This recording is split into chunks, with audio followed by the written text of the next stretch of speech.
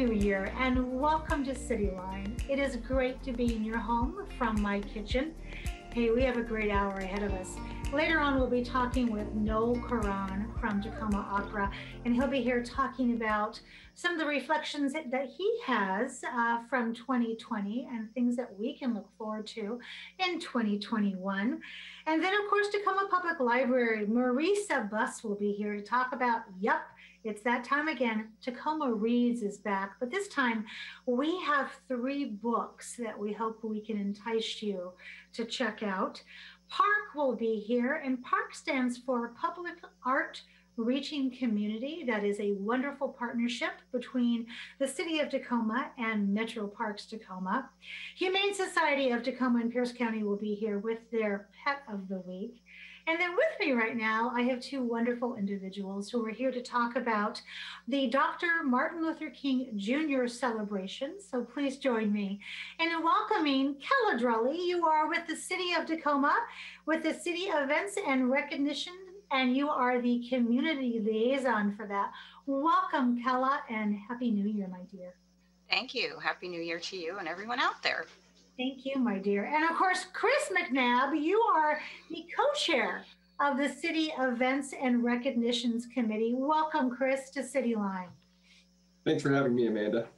Great to have you here. I know you're very busy right now, so I want to get right to it. First off, Chris, in terms of this year's event, tell us what is the theme, what we can expect, and of course, what is new? Sure, yeah. So this year's theme is Collective Voices, Collective Hope. The committee and Mayor Woodards really wanted an uplifting tone. There will be acknowledgement about Black Lives Matter and this past years of local peaceful protests. What is new is that we had to produce, of course, a virtual video program. We engaged a group of really talented local videographers, performers, and community activists to contribute and produce. TV Tacoma, of course, assembled the final video segments and will premiere the program on MLK's birthday at 8 p.m.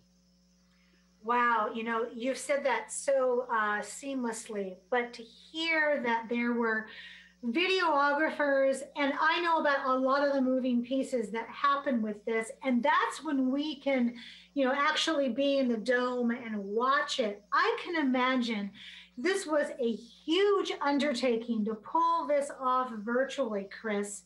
So are there other things that we need to know in terms of the time that this is going to happen? And also you mentioned the location, it's going to be virtual. Certainly, yeah. As my military days might say, right, the 5 W's, right? How can we watch it this year, especially as it's being a little bit different? Well, TV Tacoma, it's going to premiere the program Monday, January 18th, 2021 at 8 p.m., right? The program can be viewed online and streamed live on Facebook at facebook.com/City of Tacoma. Said again, that's facebook.com/City of Tacoma.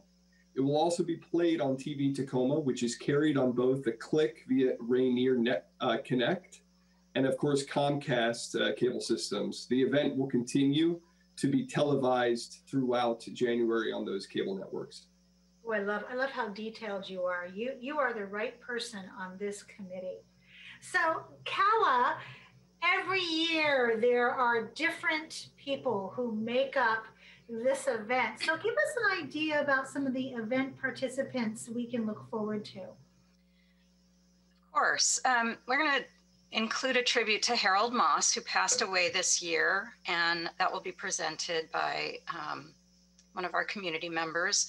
And then we have Kwabi Amoa Forson, and I'm sure you've had him on the show, and his sidekick Simon from the Peace Bus will be there for the kids, though honestly we adults love them too.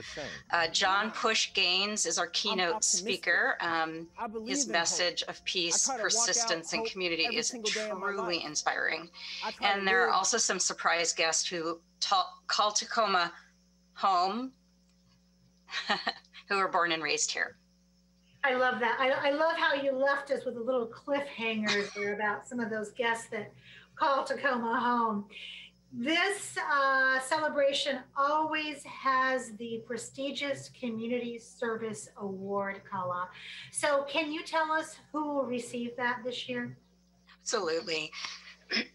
So Mayor Woodards is going to present 2 service awards this year. The city's Events and Recognitions Committee, which I work with very closely, will honor Alicia Matherin with the Lifetime Service Award and Joy S. Wild with the Emerging Leader Award. So the Lifetime Service Award is the one that goes to someone who's given of themselves for many years. And the selection panel said of Ms. Matherin, Alicia honors Dr. Martin Luther King Jr.'s legacy in 2 ways, creating a space for people of color, specifically women, to gather and talk about racial issues and social justice, and also by being a co-founder of the Tacoma Community Market, where vendors of color are showcased and can be celebrated. The Emerging Leader Award this year, the award goes to Joy S. Wild, and the committee said of her, her name says it all. Reading her story brought us joy. Ms. Wild is truly an emerging leader in Tacoma. She is barely a teenager, but we can all learn from her example of channeling trauma from tragedy into something positive. Oh, if that isn't enough to make you tune in, I don't know what is. Kala, in the years that you have been the liaison with this celebration, what is something special for this year's event that you want to share with us? Yeah, Mayor Woodards really wanted to recognize Shalisa Hayes with a special recognition. And what she said was, Shalisa is a visionary whose determination and resilience have created a destination where youth and community members of all ages can build greater connectedness, creativity, and health with the Eastside Community Center. Shalisa's work extends well beyond Tacoma, and we're fortunate she calls our city home. And the mayor said it was about time to really recognize her formally. Absolutely. And boy, talk about somebody, as you mentioned before, who has worked through trauma and came out on the other side of triumph. I'm not going to give it away. I want people to tune in and to hear her story. So, Chris, what kind of performances should we expect to see? Because usually that dome is rocking with performances. Sure, yeah. Well, while we won't have the dome or another public location rocking with places, hopefully we'll rock living rooms across the county with performances. There will be spoken word from some local performers. They'll acknowledge the BLM movement, and you'll hear Tacoma jazz saxophonist interpretation of "Lift Every Voice and Sing." We'll close with a bringing down the house with the Symphony Tacoma Voices, which they put together over, this pandemic time. I love that. So, Kala, as we get to the end of this, is there anything else about this event that you want to share with us that we haven't covered? Well, there have been a couple of last-minute additions, so I think we'll even be surprised at what they add. We're not able to do the community outreach fair this time, which is, I know Chris is very disappointed because that's his favorite part, if I can speak for him.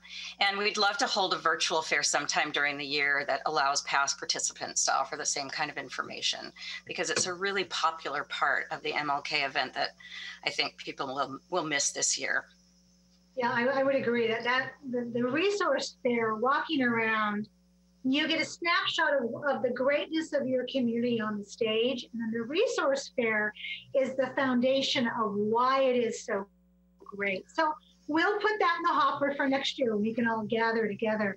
Kala, talk to us about CERC and what's next for this committee.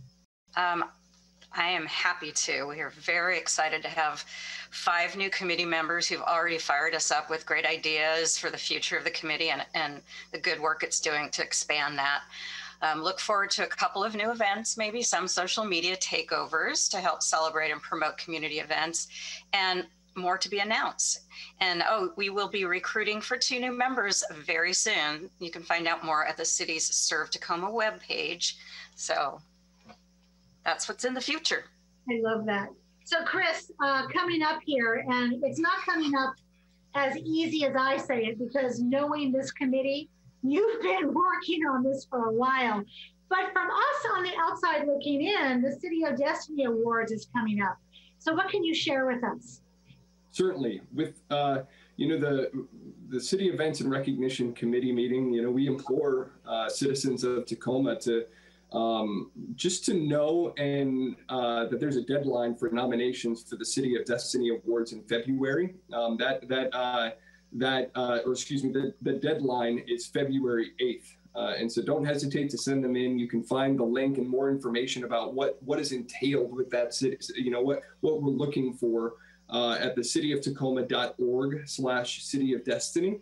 I'll say that again, cityoftacoma.org/City of Destiny. We want as many nominations to choose from to give that prestigious award from our city. Well, as somebody who sat on that committee decades ago, I remember the binders of people that were nominated. And I remember sitting there thinking, this is the best possible position to be in, to understand the greatness of the people that live in Tacoma. The work that these people do, that they are not paid for, that they do after they're done with their full-time jobs, is inspiring. So I would encourage all of our listeners and our viewers to please nominate those unsung heroes that you know of in our community. And speaking of unsung heroes, the two of you and the people that you work with are incredible. I want to say thank you so much for the time that you have put in, for your patience, for your passion, and for your intensity to pull this off. This has become much harder than it used to be. And this was already a big job. So thank you so much for what you're doing for our city. Get some rest because it's not over yet. But I do want to say thank you so much for your valuable time today.